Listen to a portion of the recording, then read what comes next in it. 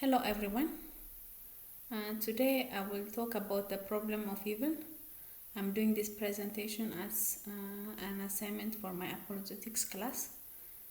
So what is the problem of evil? Many people have asked about the existence of a good God and the existence of evil in this world. They ask why a deity that's good and all powerful allows evil to exist. And this question has been asked by many people. So, what is the biblical response or Christian response to the problem of evil? There are different types of evil, such as moral, natural, physical, and metaphysical evil. Moral evil is concerned about acts of human beings, whereas natural is about disasters like floods, whereas physical is concerned about bodily pain, and metaphysical evil is concerned about the imperfections in the world like injustice. The world was created as perfect by God until sin entered to the world by the disobedience of the first man Adam. So creation was made good and was free from pain, as we see in the biblical story mentioned in Genesis. So when sin entered, evil also became part of human experience. So that's where we see evil happening in the world. But on the other hand, God gave humans free will so that they choose their actions.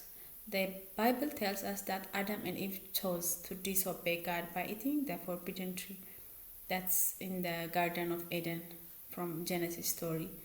So from that time onward, all the human race became sinful, and evil was the consequence. So some people ask why we are responsible for Adam's sin, and others respond by saying that we would have made the same choice. And other theologians and philosophers argue from the point of free will. A philosopher named Alvin Planting said, "A world containing creatures who are free is more valuable than a world with no free creatures at all."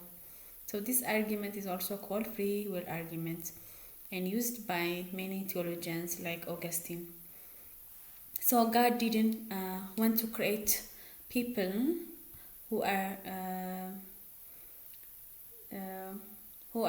without free will. So rather he chose to give us free will so that we make our own choices and we worship and obey him freely.